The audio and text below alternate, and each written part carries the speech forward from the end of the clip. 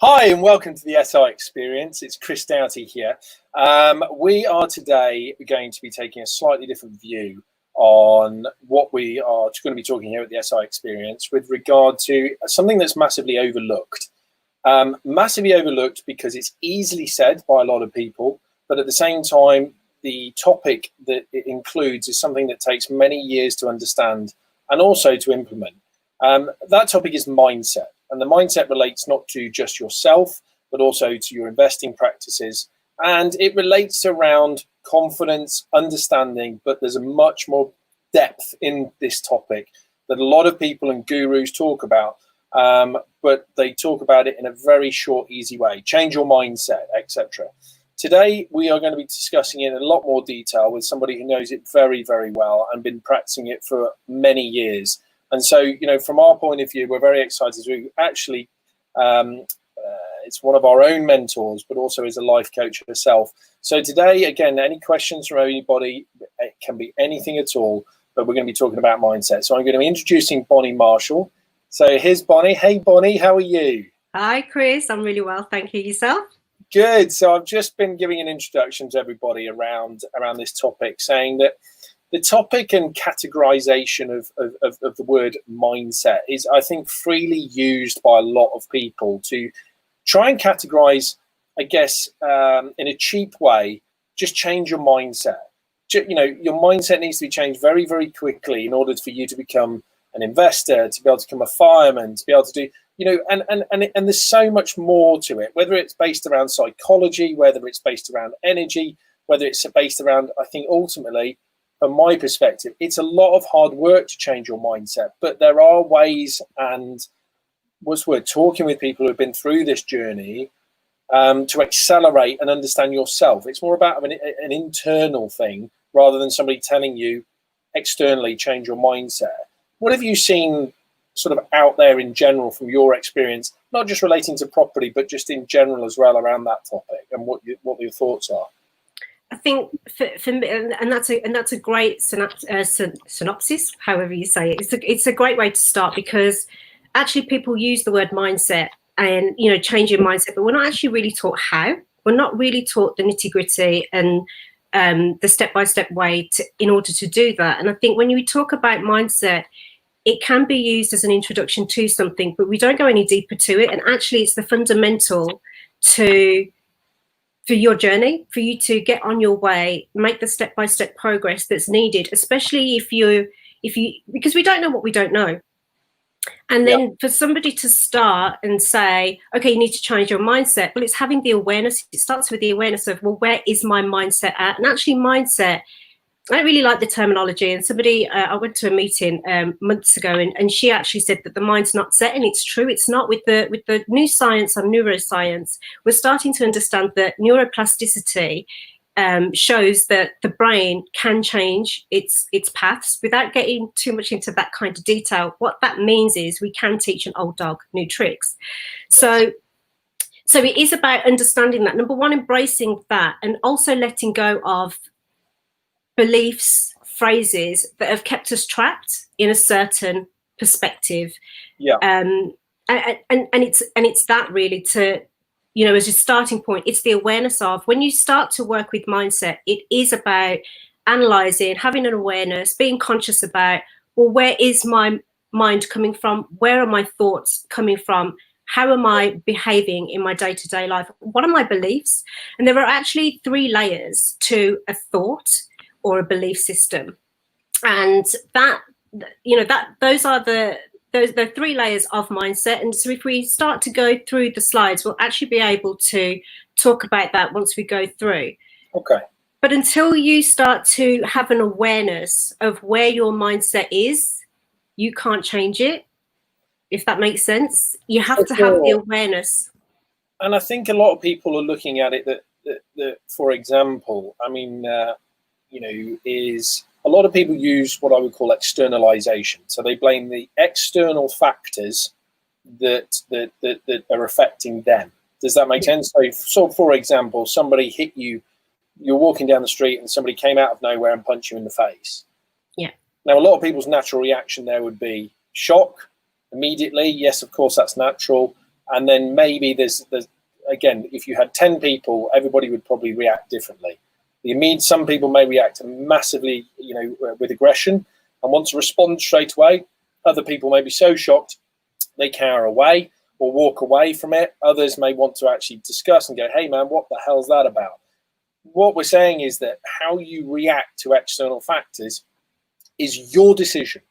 It's your decision, and it's how you react. So just because somebody does something bad to you actually is not defined on what they've done. Yes, you can assess it and say, oh, that's not great, but how you emotionally react and respond, and therefore your actions off the back of it, are completely in your control. And I think most people don't really understand that. And I mean that because the brain's very clever. The brain is very clever where it wants to actually, all of our lives, it's never my fault. It's never, or the opposite way. You take so much responsibility that you think you can control other people. And so, for example, how you write an email, we were discussing this morning, how you write an email and how somebody responds to that email. When I've been in big corporate, you would spend hours and hours on getting the right words and the right tone and the right level. And you sent it and you've put an hour and hours of thought into it. And you get a simple response of, oh, great. Well, thanks. Or I don't like that, and this is the point. This whole the thing for me is actually this is a personal responsibility for how your mind and beliefs work, and we're all affected by these beliefs. So it might, and whether that be our past, whether that be from learning from like our parents or close people to us, behavioral patterns. This is not a 5-minute fix. But at the same time, there are things that we can be aware of which can help us even in the short term if you don't want to spend years or days or whatever or weeks into this. But it's advisable. So for me, let's relate this to, so it's all right talking about this and everybody trying to follow this. But from my side, and I've been on a personal journey, but you're going to actually sort of talk with me as though I'm, the guy's watching, right? And so you're going to be showing how you work with people and clients, and how, in actual fact, Bonnie's influence into our mentorship program has actually taught us a lot as mentors in order to work with the clients. So that's Bonnie's massive input into this. So starting from, not knowing anything, how would you turn around and say, our first sort of thing is, how can you assess? So for an individual, how can you assess, understanding what your belief systems and mindset are? Because if you don't know that, or you're not willing to observe that, and that might not be all great, right? We all think we're all great and we've got it all figured out and whatever it may be. And some of that internal reflection is going to be quite harsh. Like, for example, sometimes you can be very manipulative, and people may turn around and say, oh, yourself, well, I'm not manipulative. I don't. Well, in actual fact, that's just one part of us that makes us human. Everybody can be manipulative. It doesn't define you as that person. But the question is how can you objectively and honestly assess yourself and what your current mindset is? And when I say mindset, what are your belief systems? How do you react? And what would that process be in your mind for people on the call? And not just a quick fix, but what's the principles around it? That's a great question. So I would say that, there's many different ways to approach it, but I think a really simple way to approach it is to observe what thoughts you're having. So in any given circumstance, just assess what that thought is. So as an example, if I'm trying to learn something new, say I want to learn how to ski. If I want to learn how to ski, and my first initial thought is, I don't know how to do it, I don't know how to ski, I don't know what I'm doing, then that's where my thought system sits, in that I don't know. But obviously It's something new. We're never going to know the ins and outs of anything new that we want to try. So if you can observe, whether you have a journal and jot it down, everybody has their phone, we can make notes in our phones. Yes. And just be really present to when you're faced with a situation whereby, you want to go on a journey of discovery. I want to learn to play the piano. I want to learn to invest in property. I want to learn how to ski. How do you actually approach that? And also, if somebody says to you, they pose a question of, would you like to take this opportunity? Again, be present to what your thoughts are in that, what's popping up for you. Be really conscious of the thoughts that are coming to mind. Is it positive or is it negative? Because what we feed our mind is really important. So is your mind coming from a positive perspective in that, yes, let's take that chance, I'd love to learn? Or is it, I'm really scared, I've never done it before, I don't know what will come of it, I'm not sure I can succeed in that? It's really, those are the basics. Those are the absolute basics. Yeah. So you're driving this now. This is not me interviewing you. It's very much the other way around. So, you know, just tell me what you would like to go on to next, and so I can be part of your client assessment. So. Okay. So if you go into the next slide, we've got the 3 layers of mindset. So thoughts are literally they're the beginning step. They're the first step, and thoughts then rethought consistently becomes a belief. Once you have a belief, we then solidify that to the point where it becomes a conviction. And convictions are like this hypnotic rhythm where we don't sometimes even know why we think these things, we behave these ways, we have certain habits, and it all starts with a thought. But because of the path that we've taken and maybe just gone with it. So sometimes, as you know, if you look at family traditions, are quite funny. So there was a story my mentor taught us, and it was about a lady putting the turkey in the oven, and she was putting the turkey in the oven, and the daughter watched her cut the legs off the turkey and put it into the tray. So she said to her mum, why do you cut the legs off the turkey and still put it into the tray?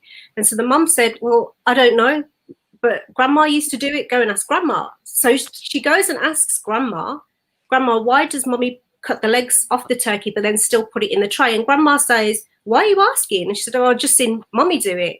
And grandma was like, oh my God, I used to do that because it couldn't fit in the tray. The oven wasn't big enough. So it really goes to show how we, from a hypnotic point of view, we just repeat behavior without really questioning why we're doing it. Yes. And I think that's a great analogy in the sense of, you know, it's when people say the whole, well, why do you do that? Because I've always done it. Yeah. But in actual fact, there's much more depth to that. And that actually takes, whether people do that through quiet time, whether that be through self-reflection, and people can try and do that through meditation or whatever. But this is where you're just blocking out all of the normal day-to-day noise, just to be able to self-assess and be mindful about yourself. And that takes a little bit of discipline. And also you can kind of do it when you're talking with your friends. Does that make sense? So you talk with your friends, you talk trusted people you can openly talk with. And, you know, that self-reflection of, well, why did I do that? Why do I do this? Is it because I choose to do that? Is it because I'm copying something else? Is it because I've learned it, or I've wanted to make myself better? So again, so what we've got on the screen here is, yes, your thoughts. Unfortunately for me, you've got these as, this is not in an order, is it? This is in my mind, or is it in your? So it leads, if we go to the next slide, we'll actually see how they sit. So it's almost like the thoughts at the base of the iceberg, then they create the beliefs and the convictions of what we see. So we operate through our convictions with our behavior and our habits. That's what manifests in our day to day. So with the way that this is how our minds operate. So you have incoming thoughts. So incoming programs your thoughts, and that can be the television programs that you watch, the movies you choose to go and see, the radio shows you listen to or podcasts, the books that you decide to read, the conversations that you're having. All of that programs the thought, as well as, you know, traditions that you've taken on board without questioning. That then, as I've already said, those thoughts we then manifest. So we then use those thoughts outgoing. Well, this has always happened to my family. As an example, none of my family have ever invested, so therefore I shouldn't invest in property. Or none of my family that I know has ever made a success of their business. So maybe I can't. Maybe that's not what I should do. And so we operate from that perspective. What we need to do is actually change that thought. So when we have a thought, it leads to an emotion, and actually an emotion can create a thought. So the thought then is anchored with an emotion. So if I fail at a topic at school, I'm going to create an emotion of I'm not good enough. So then every time through my life, when I feel that I'm not good enough, that emotion will pop up and it'll go back to that thought. What happens is it creates that belief then of I'm not good enough. And I start operating in that belief, which is the next little icon on that slide, Chris. So the thought and the emotion, they go back and forth. That's like a ping pong of, oh, I'm not good enough, creates an emotion of feeling unworthy. Then the unworthy, the I'm not good enough, then goes back to the thought. Both of those together then create the belief. That creates the level of belief of no matter what I do, I'm not good enough. No matter what I say, it's not good enough. No matter, can you see the pattern? And then we start operating from that. And it's really interesting. And again, I don't know whether to do this, whether I'm brave or whatever, but it's really interesting. And because I've been through this journey. So, and I think a lot of people do go through this journey, and I've been able to work with a life coach for a few years, which you know of. And it is genuinely been, my background is very much, man's a man, man's a business, no emotion of a man. It's just, stone cold, just get on with it. Results will solve everything. And in actual fact, in that, I was in boarding school, etc., which again is quite a tough environment. And for me, it was just such a journey. It's been going on for 3 years now and will continue to. That you talk about belief systems that unfortunately you've got in bed. If I talk about it in, I call it like levels. So level 1, level 2, level 1, you can sort of, chat about it randomly to people. Level 2 is you're going to be talking with friends and maybe you're a bit more open. Level 3 is where you do that mega self-reflection, and that takes discipline with regard to meditation, etc. And then there's level 4, which unfortunately is like going into your deep subconscious of what is my core foundation, what am I built upon, and those belief systems, again, what they've caused in your life. So, for example, I had a belief system which is very interesting, and it happens with a lot of people who are perceived by the public or perceived by others as very successful because of what they've achieved. But in actual fact, you've got to ask the question of why are they so driven to do that? And if I relate it to myself, and again, I hope people understand this, but on a personal level, one of my belief systems was I am a failure.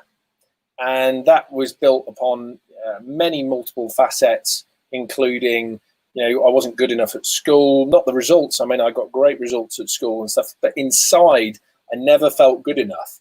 And that actually every day is what has built me to get up in the morning. But after a long period of time of utilizing that as the fuel, if that makes sense, of your drive, it actually eats away at you. So it doesn't become the good fuel. And so you actually have to work out, I've got to change that.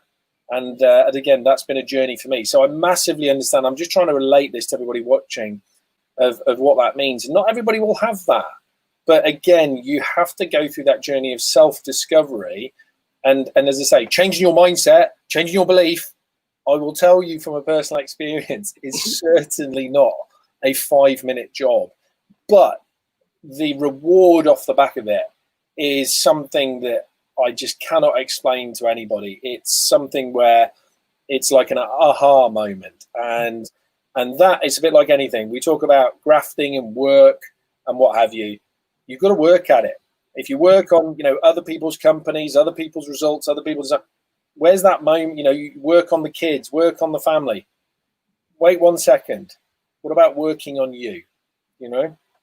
Absolutely. And what you've said has hit the nail on the head. I think this is why I think mindset can be used so freely, but actually it's not a 5-minute quick fix thing.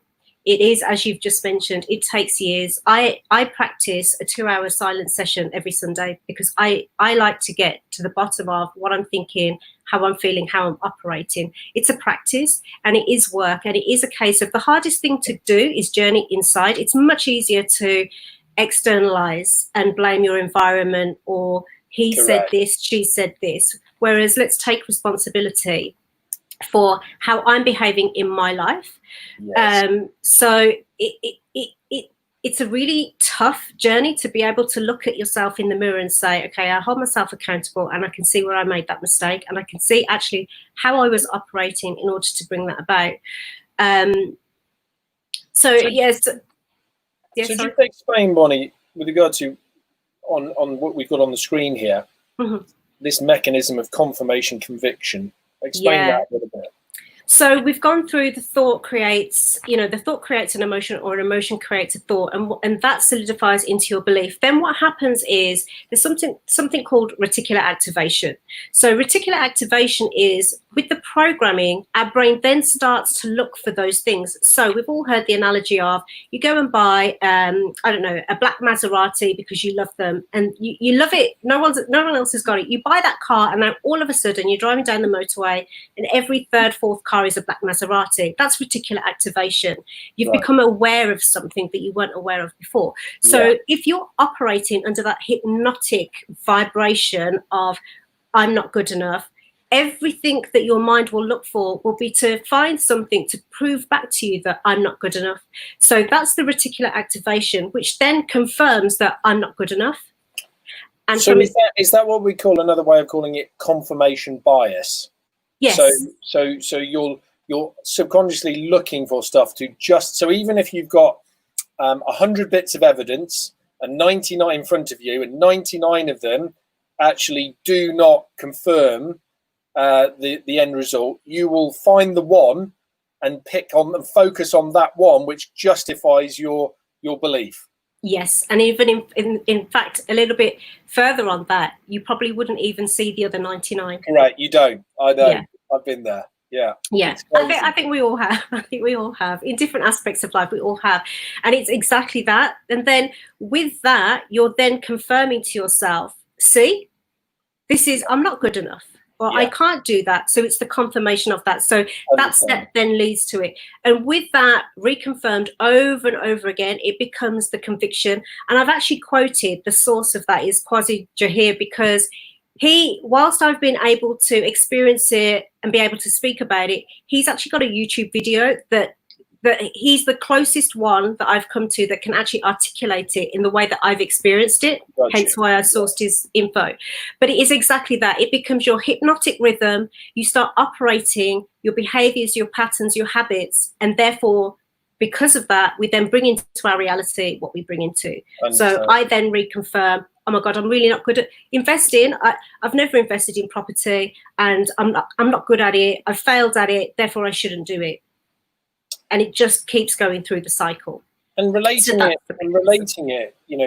what are we've understood the theory now. So what are the actual things that hold people back? What have you observed yourself? I know what I've observed, but I'm going to let you answer it to me, if that makes sense. Sure. So I call them the 3 pitfalls. So you've got the lack of knowledge. So like I've said already, we don't know what we don't know. We just, I've mentioned before, I climbed Kilimanjaro. If I was to climb that on my own, I would have never started because I don't know the path to take. I don't know what equipment to have for a start. Where do I start? And it's the lack of knowledge actually can be the thing of, well, where do I start? Okay. That's a pitfall. Where do you start? Let's ask somebody that's already done the journey. Let's take guidance from somebody that's already taken those steps that can guide me along the path because they've done it, they've succeeded, they've fallen, they can protect me from falling. So it's the lack of knowledge can be the pitfall and can prevent people from even starting. And just on that, I actually observe it in a lot of people where because of that, it sounds crazy, but because of that lack of knowledge, they don't want to admit that or they fear it. And when I say fear it, they therefore jump straight in. Yeah. So because of so for example, I had an investor from Hong Kong get in touch over the weekend. He'd never heard of sourcing investments, got recommended to us, and within an hour, he's already, which is great. He's never invested in the UK before. He has no idea of the understanding of the market here. He doesn't understand the pitfalls. He doesn't understand that the market's unregulated. He doesn't understand that if you get it wrong, you can be opened up to fines of £10,000, etc., for every single sort of HMO breach, etc. And yet he was in. And I was saying to him, you just need to take a breath. Take a breath and understand you're willing to risk hundreds of thousands of pounds of your money on either hoping that somebody is going to do it for you. So but really what it came down to was that fear of, well, I don't want the responsibility of doing it.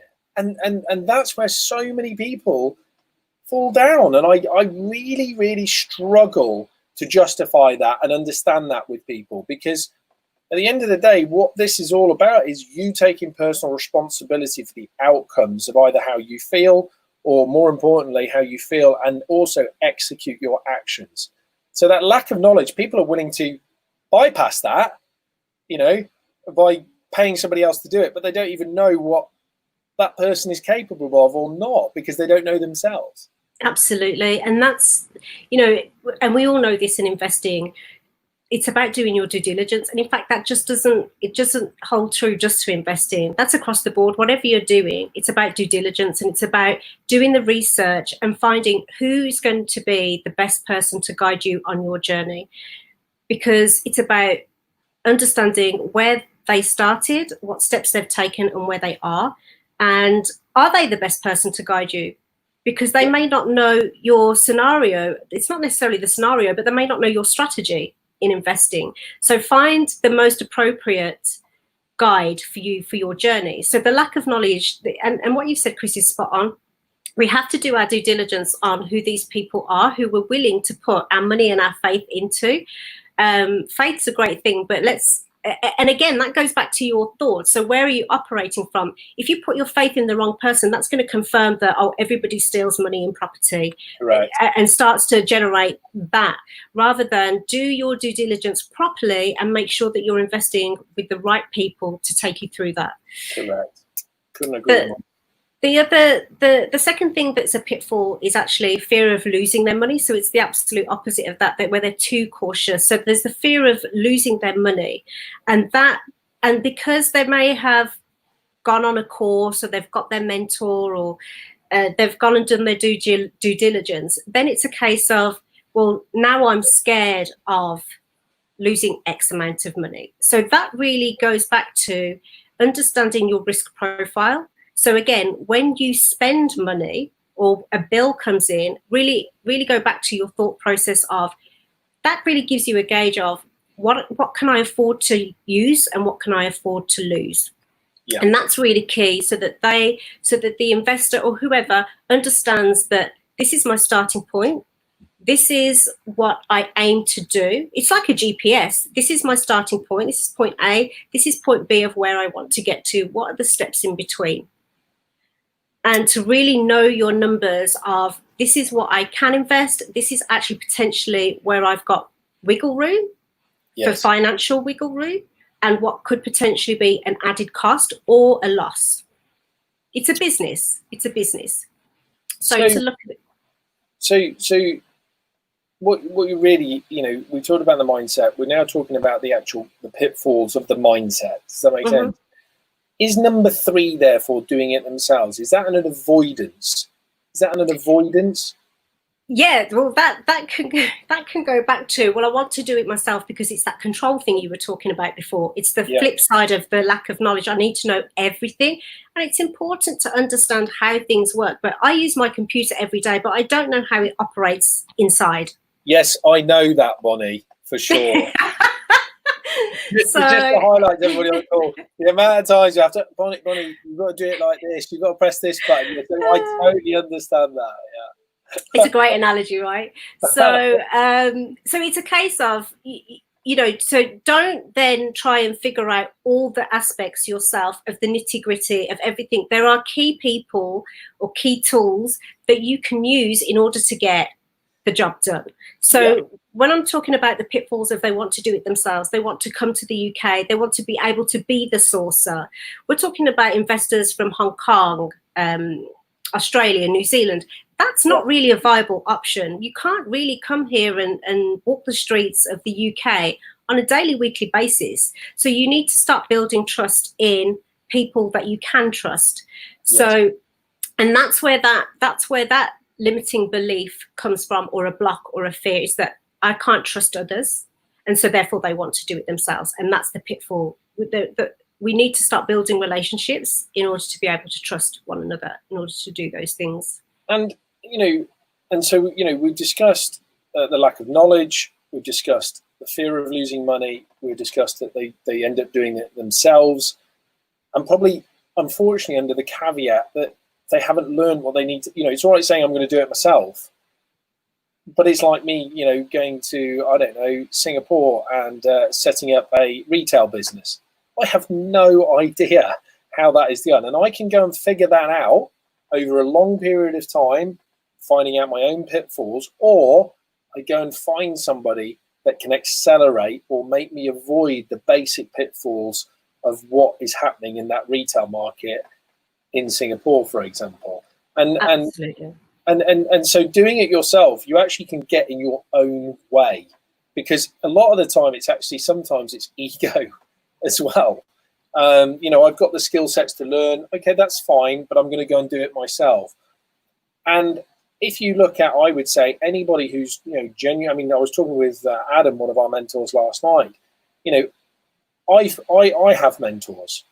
I don't know it all. Adam has just paid a further, £6,000, and Adam is, highly efficient at investing, and he's actually paying for mentors for the support and accountability to allow him to take, he's just built a commercial building, and to take his, goals for the next year, but being accountable, and he's paying for that. And it's not saying to everybody you have to pay for it all, but you have to have that understanding of your own self-discipline. You are only accountable to yourself. If you want to externalize that, ultimately, because you need that kick up the arse, or you actually prefer working as a unit or a team, it still has to come from within. And if you ignore that, you will end up not understanding why you failed. Because in my mind, if you don't have that self-reflection of yourself, or what you've achieved or what you haven't achieved, or why it went wrong. I mean, you learn, you learn more from failure than you do from success, genuinely. Yeah. Because it forces you to say, why did that happen? But then again, some people don't even go down to that route. They just go, oh, well, I don't know why it happened, but I'm going to try somebody else. And that. So, like, for example, in our world, it would be like, utilizing it. I found a saucer. Somebody's told me about it. I'm going to use it. Oh, that's all gone wrong. I'm going to go and use the next one. And, the same pitfalls, or the overspend, or the budget overspend, or the property didn't. Wait. Is that actually the source's fault, or is that actually your fault? And it's not pointing blame of saying it's your fault, you're a failure, it doesn't work. It's saying what has gone wrong, and what is the why to this? Is it because you were super impatient? Is it because you didn't understand the actual professional engagement process of the culture of working with people here in the UK? And again, it's not pointing fingers, it's just understanding. It's more understanding. It's not pointing, because everybody goes, well, it's your fault, my fault. It ends up legal battles. It ends up in this. Look, there's a time and a place for that, for sure. But in the interim, and most of the time, nobody takes that moment of, why did that situation go wrong? What may I have done differently? What was I lacking in understanding here? Why didn't my HMO end up working where it was fully tenanted for 12 months? Why would that be? Is it because of the market? Is it because of me? Is it because we didn't do en suites? Is it because I just went blindly on some information from somebody else? And that reflection mechanism is actually an important part of your own internal psychology and understanding of yourself, not just investing, but of yourself. Absolutely. So the crux of that would be, the question would be, what needs to change? So through all of that, it would be, what needs to change? Because they, you know, if it's a repetition that you constantly see with your engagement with others, then what needs to change? Well, maybe I need to do more due diligence on the people I'm working with. So maybe, yeah. So Bonnie, what I want to say then is behind all of this, I mean, we've got you know, behind all of this, we've got a, I don't want to use the word because it gives away the next slide. But please tell us what this means to everybody. Okay. Because everybody talks about it very, again, cheaply. What's your why? And the usual whys are, oh, it's for my family, it's for, you know, because I want to be rich, which really isn't a why. Just explain to everybody on the call what a genuine why is, and how would they be able to reflect what their underlying driver is as to why they get out of bed in the morning. Yeah, that's a great question. So I've put that Mark Twain quote in because I think it's really profound. The two most important days of your life are the day you were born and the day that you find out your why. And your why, as you quite rightly said, and Chris, there are other companies that sell, you can have the Ferrari, you can have the jet, you can have the mansion, and that's absolutely cool, but that's not your why. Your why is something that transcends yourself. Yes. Something that extends. Yes, you're going to be on this journey for, you know, to provide a better financial situation or living circumstances or an improvement in any shape or form for yourself and your family. It transcends that, though. Your why is about what legacy are you going to be leaving on this planet. Your why is there to help you get out of bed in the morning when you're feeling really shitty, basically, when you don't want to get out of bed. So it only extends when your why stops at you. If you're having a crappy morning, you're not going to get out of bed. When that why is so big, it can't stop you from getting out of bed, because you know that your duty, your call, is far greater than you. And so even if it is for your family, for your kids, it will get you out of bed, even when you feel broken. So the why has to go beyond yourself. And usually the why will be then to the family, and then it will extend outwards even further. It's that ripple effect that we want to touch humanity. We want to leave something. And even if it's a case of you want to give your children a better, you know, financial start, yes, but ultimately there's a deeper why there. It's not just that you want them to have a better financial start. You want them to have a better life, and a better life means so much more than the finances. It includes finances, yes, but it includes so much more. And it's about understanding really what is that why. And a lot of people really don't do the exercise of figuring what their why is. They just go on this almost like a zombie program of, I need to get the money in for self, but it's about extending further than that. Does a why have to be positive, or can it be less positive as well? So, for example, people want to be making it, so this is just me playing devil's advocate. Go for it. You know, a why, your ultimate why, does it come down to one? I personally believe that you can have multiple whys, and that may be for different areas of your life, but you will have, don't get me wrong, an ultimate overarching one. So, for example, if your why is, my why is, I want to become the best version of myself in this life. You know, so every day I'm willing to become 1% better. If you become 1% better per day, you'll become, I think as you compound that, I saw a great diagram the other day, and you will become potentially, you know, 30 to 40% improvement every year, right? Because of that. So, and that's just a slight 1% increase. But a lot of people just automatically think that it's a positive. But, you know, it sometimes, I think a lot of successful people that we deem successful externally, again, they've got the cars, the boat, the you know, throwing money around as though it's going around, you know, as though it's free in a wheelbarrow. A lot of these people's whys actually are based around fear.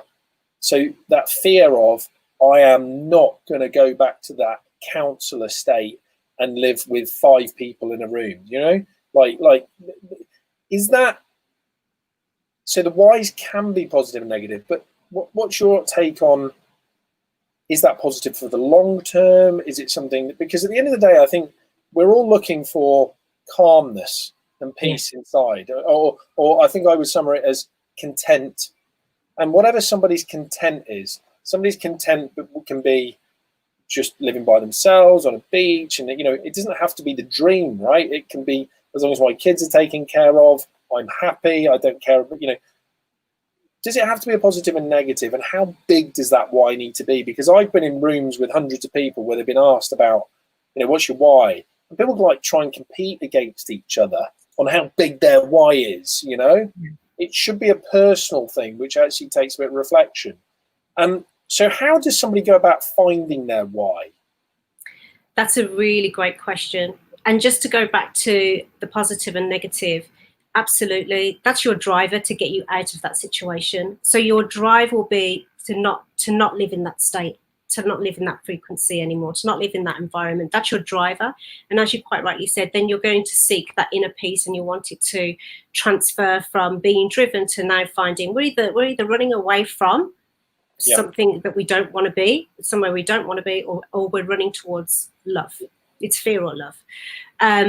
So the exercise that a great CEO that I watched a webinar with, from Buy One Give One, B1G1 is Buy One Give One.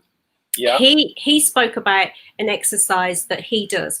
So he gets his mentees to find their why, and it's a really simple exercise, but and you use it on your phone. Again, do it on your phone. We take our phones everywhere. It's literally making the statement, I get up every morning to, and then fill in that gap. So it's whatever you do.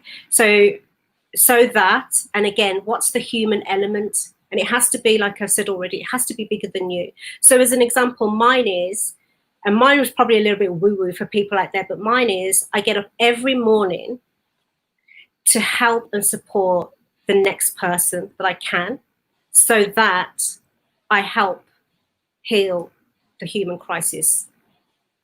But I'm not going to be able to do that if I can't do it with the one person that I'm helping that day, in that moment. Yes. Yeah.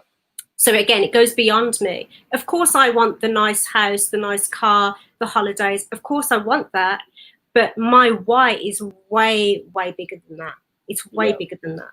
So if people do that exercise, it takes some time to really sit down and reflect about actually what are you doing. But once you really get to grips with, this is why I get up in the morning, and to make that statement, and so that if you can create that statement when you're having those dark days and you're struggling to get out of bed in the morning, then it's just saying that to yourself. It doesn't resolve the issue, but it helps you get out and take some action. And I think, again, this is, you know, people could potentially see this kind of discussion of, oh, we'll just get on with it. And I have definitely got on with it for the majority of my life. And you know, and I guess to some people, you know, I'm pretty successful. I still think I've got some way to go, but that's on other parts of my life. But I think it's a really good thing in the sense of, you know, this is part of what I would call the mentoring journey. It's not just about the numbers. It's not just about the learning. It's actually, for example, having that mentor there to ask you about the why, to ask you and challenge you to actually think inside yourself, because that is something, and then provide that long-term support after, because it's like having that, it's like having a mirror as such, but a supportive mirror. And And if you don't mind, so for example, mentoring style that I have very much with people is I'll just tell you it honestly and straight, and that's it, and that's my biggest, you know, driver for me. I will tell you it straight, and you can do what you want with that information or that understanding, but as long as that I'm true to myself of that, then that's all I can do, you know. So you know, I think this would be a really good, anybody watching this, whether it's now or later, you know, is actually trying to do this, and we actually bake this into the mentorship program, and we're going to, you know, and Bonnie does a lot on this, not just in the mentorship program, but actually as additional, we have a really good course coming up, and that course is a long-term support, which Bonnie is definitely is leading the charge on that. And this is something, this is not new. This is something you've been doing from all your life, isn't it, Bonnie? So it's not like we just suddenly figured this out, but we've definitely understood that elements of this are very important around the investor journey. Because, I mean, in actual fact, in very shortly, we've got a really good call with a lot of international investors on it, and we've got one of your recent, I would say, mentees, who, for me, has not only executed in his results of buying a property. I mean, he's just done a property at 10% gross yield for his first property, and you know, he doesn't understand. Not only, you know, he's done that, yes, but to actually observe his journey of getting there and the questions that he's been answering and what he's learned and actually then applied it. And we can see that, you know, look, the detailed question, the how he has protected himself through this journey, and he's just completed on the property and bought it through COVID, and it's a buy-to-let, you know. But more importantly, I think the most powerful thing, which he still doesn't recognise himself, that's the problem, is how he has gone from genuinely a frightened, absolutely petrified individual of one, coming over to the UK, two, doing it from afar, and in the space of 3 months, 4 months, has not just taken on board what you've taught him in the physical sense of how to invest, but he has really changed his approach and again, I don't want to cheapen the word, but mindset of how to be confident. And he hasn't just, and that's come through learning, that's come through talking, that's come through being challenged by, because I know you're not, you know, it's not soft and air, you know, an easy approach to when you talk with your mentees and stuff. But I think that's one of the most powerful things that I've seen in recent times, of somebody going from nervousness, being in Hong Kong, petrified of losing it, everything, to now, you know, he's now got 3 offers in and he's executed a property. And it's not just that result, it's actually seeing that growth in himself, which I think for me has just been the most powerful thing. Absolutely, absolutely. And you've painted a great picture of Bowen, because he was very skeptical, you know, because of his previous journey. And it was a case of really working with him to overcome those fears and the trust issues that he had, and resetting his mind in that this is something that he can do. It is something that he can succeed in. We just really need to take this step by step. So the first thing was to really educate him in what's needed to do the investing here in the UK. And then he's got that knowledge, he then, you know, we worked very closely together in, okay, let's take the step-by-step process of actually implementing. So it's not going back to the knowledge thing, it's not just acquiring the knowledge, you have to implement on it. And then it's a case of working with that individual of where's the limiting belief, and then the application of, yes, which is usually the fear of the losing the money. Okay, and so then working with that, and it's just building the trust and building their confidence through constant action, that they then understand that it's like anything else. Once you educate yourself, once you take the steps, once you practice, then you know that you can, it is something that you can do. So for people watching and for anybody watching after, you know, just some tips and tricks, resources to think about this a little bit more for themselves. You've got some here which for people to go and have a look at. What are these, and what would you suggest if there was one thing here, and people are going to watch this and pause it and what have you, but if you were going to do something first, what would you suggest? I think first of all, watch the YouTube video by Kazim, and then start to really make notes of where your thought patterns are, because once you can see the pattern, then you can see what you need to change, really. And then once you understand what it is that you have to change, Atomic Habits by James Clear and The Power of Habit by Charles Duhigg are great books to disrupt your current pattern system. Even Yeah. Dr. Joe Dispenza, he's another great one. He takes it on a different level. So it's about really recognizing, look at the YouTube video with the programming of your subconscious, just understand how that mechanism works, then start to apply it and analyze, where are my thoughts? And then once you understand where your thoughts are and what habits and behaviors they're creating, then start to look at actually changing those habits and the behaviors. And, you know, so for anybody watching, you know, this is just wanting to give you a bit of an insight as to, you know, from our perspective as mentors, that this is a journey that's not just about, as I say, yes, a lot of it is business, a lot of it is professional investing, but there is an element here is how can you improve yourself through that journey. And if your end goal is to, you know, invest and to have passive income, and that ultimate why is so not for your benefit, but it is for your children to be able to put them through, for example, you know, to generate, you know, £3,500 a month, and that's £10,000 a quarter. So your property portfolio pays for their university education, for example, here in the UK. That's a great why. But these are important, powerful steps that we have to discuss and go through, so you actually, take in everything with that long-term support that we have as well, which is 1 year on the mentorship program. And it's just a very important part. And if people want to embrace it, they, you know, like a Bowen, then for me, you know, genuinely, the sky's the limit for him, and for many of the others who have come through the program. Don't get me wrong, there are people who go back to their old ways and old habits. And what we see with a lot of those guys is, you know, they don't progress. You know, they don't. So again, it's definitely a blend of having, you know, the mindset, the understanding, the self-awareness, applying it to tangible goals, which then allows you to take action, and the learning allows you to then have the confidence in taking action to achieve your goals. And it's that kind of layering that we want to be actually building to, because it's a people business with the ultimate aim of financial reward off the back of it. So you have to blend the two.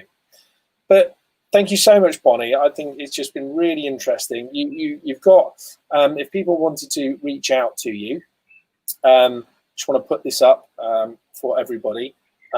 This is for Bonnie herself. If you want to get hold of Bonnie, what's that first one? Oh, LinkedIn. That's my LinkedIn. LinkedIn, Facebook. We've got to change these logos. Please connect with Bonnie. And, you know, from Bonnie's perspective, she's an amazing individual. And I definitely talk to Bonnie a lot about sort of these bits and pieces. So it's not like I don't drink the Kool-Aid. I do drink the Kool-Aid that we're trying to sell, you know, at the same time. So, you know, I hope it's been very useful for everybody. Again, it's just another powerful element to, again, our mentoring program, how seriously we take this. And I hope everybody's enjoyed this as a little bit of a taster session as to what is mindset, what does it mean to you, and some resources that we've put out there that you can go and check out. And if it's something that is of interest, we'll put this out and see what the response is. But any questions, you can ask us at any time. We will see you tomorrow. Oh, we've got some questions coming in. Oh, here we go. Thank you, Tim. Appreciate that. So that's Tim saying very useful insights.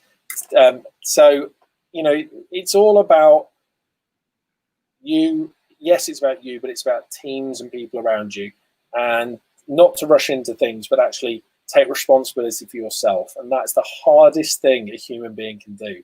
But at the end of the day, if we can be made accountable and the journey is actually supportive, it's amazing what you can change, not just internally within yourself, but actually the results that come from that, whether that be investment results or whether that be results in you feeling better about yourself in achieving about what this life is. So thank you so much. I really appreciate it, Bonnie. We've got to shoot off. We've got to now talk with a lot of international clients. But thank you so much for watching, everybody. Thank you, Bonnie, and I will see you soon. Okay. Indeed. Thank you so much. Thank you, Thank everybody, you. for watching, etc. And if you do have anything, we are going to be around tomorrow. Again, join our Facebook groups, please. It's Sourcing Investments Family, for offers and new products, and more importantly, insightful information like today. And if you want to know more, please contact us directly through the customer support on the website or anything. You can get hold of Bonnie, you can get hold of me. But let's do this, and it's another element to add to the Sourcing Investments family. But thank you so much. We will see you all soon. But have a great day and afternoon, and we will see you tomorrow discussing another great topic on the SI experience. Thank you so much. Thank you, Bonnie. Thank you. Bye. Bye. Thank you, everybody. Take care.